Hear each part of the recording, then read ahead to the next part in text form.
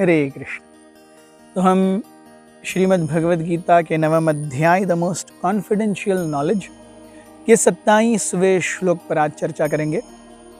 हमने कल देखा भगवान ने अर्जुन को बताया कि कैसे भगवान को प्रसन्न करना अत्यंत ही आसान है। It is very easy to please the supreme personality of godhead. So Krishna, in order to expand this idea, he says today, यत् करोषि यदश्नासि यज्जुहोषि ददासि यत् तपस्यसि Kaunteya तत्कुरुषु मदर्पणम्। Whatever you do, whatever you eat, whatever you offer or give away, and whatever austerities you perform, do that, O son of Kunti, as an offering to me. So हम देखते हैं कोई भी व्यक्ति ये चार चीजें करता ही है। जिंदा रहने के लिए उसे कुछ न कुछ कार्य करना ही पड़ेगा। पेट पालना है तो कुछ न कुछ तो उसे करना ही पड़ेगा। यत् करोषि, तो जो कुछ भी करते हो, जिंदा रहना है, if one has to maintain one's body and soul together, खाना ही पड़ेगा। यद अश्नासी, हर एक व्यक्ति किसी न किसी प्रकार से भगवान के किसी न किसी रूप को, चाहे वो प्रकृति के ही रूप में क्यों न हो, उसका पूजन करता है। He worships Krishna in some way. So यह जुहोसी, आप जहां पर भी उपासना करते हो, और ददासियत, हर व्यक्ति कुछ न कुछ तो दान करता ही है। सो भगवान कहते हैं इन चार चीजों के बिना व्यक्ति रह नहीं सकता। तो ये चार चीजें आप किसके लिए करो? ये चार चीजें आप मेरे लिए करो। यत् करोषि यद अश्नासी यज्जुहोषि और ददासि। भगवान कहते हैं तत्पुरुषु मदर्पणम।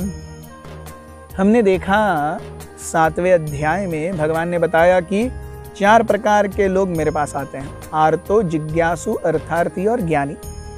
और ये चारों प्रकार के लोग सकाम भक्तों की श्रेणी में आते हैं। They do not come to Krishna to please him, but they come because they are distressed और दे वांट मनी और things like that, wherein they are in a want, they are in a need, and that's why they are coming to Krishna.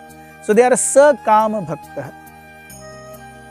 But यहाँ पे Krishna is describing about pure devotional service. 9वें अध्याय से 12वें अध्याय तक भगवान शुद्ध भक्ति की व्याख्या दे रहे हैं।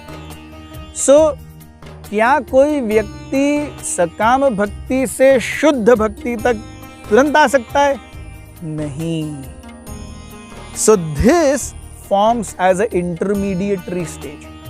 आप जो कुछ भी करो मेरे लिए, आप जो कुछ भी ग्रहण करो वो मुझे अर्पण करके, आप जो कुछ भी दान करो या उपासना करो वो मेरे प्रति मुझे समर्पित करके।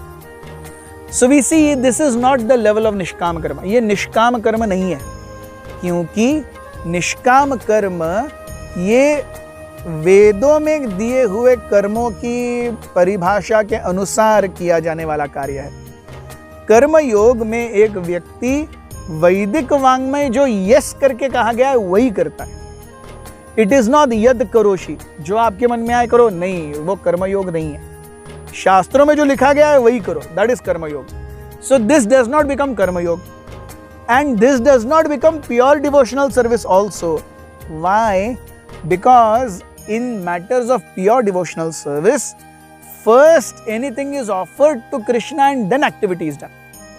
First is offering and then there is activity. लेकिन यहां पे भगवान कह रहे हैं यत् करोषि यद अश्नासि यज्जुहोषि ददासि यत् तपस्यसि कौन्तेय तत्कुरुषु मदर्पणम। So you may do and then offer to me. So व्यक्ति काम कर रहा है, कर्म कर रहा है, कर्म करने के बाद वो उन्हें भगवान को अर्पण कर रहा है। So this does not become pure devotional service also. So ये निष्काम कर्म की स्थिति भी नहीं है, ये शुद्ध भक्ति की स्थिति भी नहीं है। ये इन दोनों के बीच का ब्रिज है, जहां पर भगवान हमें बताते हैं कि आप मुझे अपने जीवन में लाना शुरू करो। इसीलिए हम देखते हैं शुद्ध भक्ति का स्तर क्या है।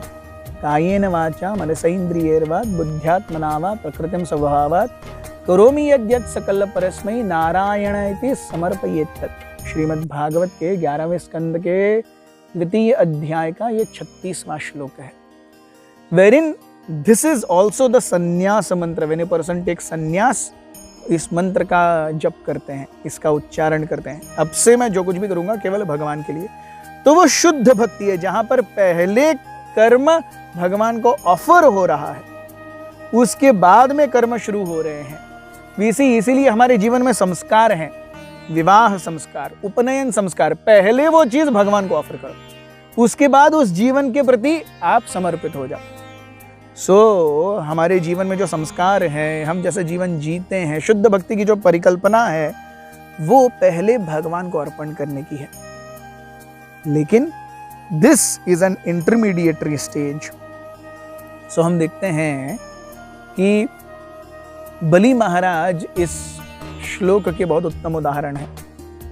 बलि महाराज के यहाँ जब भगवान वामन देव बन करके उनसे 3 पग भूमि मांगने आए, एक्चुअली उन्हें छलने के लिए आए, ही केम टू चीट बलि महाराज। और ये जानते हुए भी वहां पर बलि महाराज के गुरु शुक्राचार्य मौजूद थे, राक्षस पुरोहित शुक्राचार्य वहां पर मौजूद थे।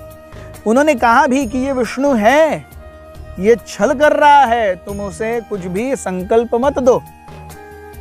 बलि महाराज ने सुना था अपने पिता विरोचन से और अपने दादाजी प्रहलाद महाराज से, अरे जीवन तो भगवान विष्णु की सेवा में है, तो अगर भगवान स्वयं आके मुझसे कुछ मांग रहे तो मुझे क्यों नहीं देना चाहिए, जबरदस्ती देना चाहिए।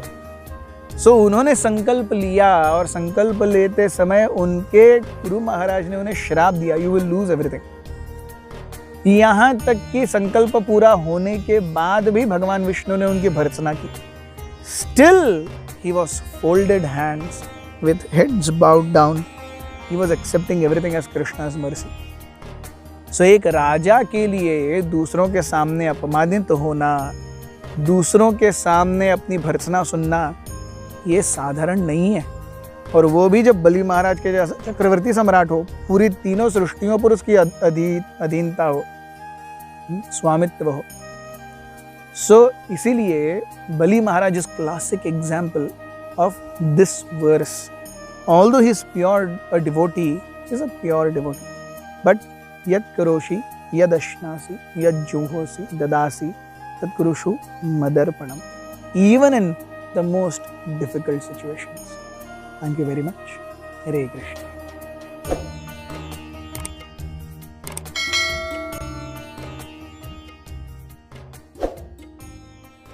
Hare Krishna, Krishna Krishna, Hare Hare, Hare Rama, Rama Rama, Hare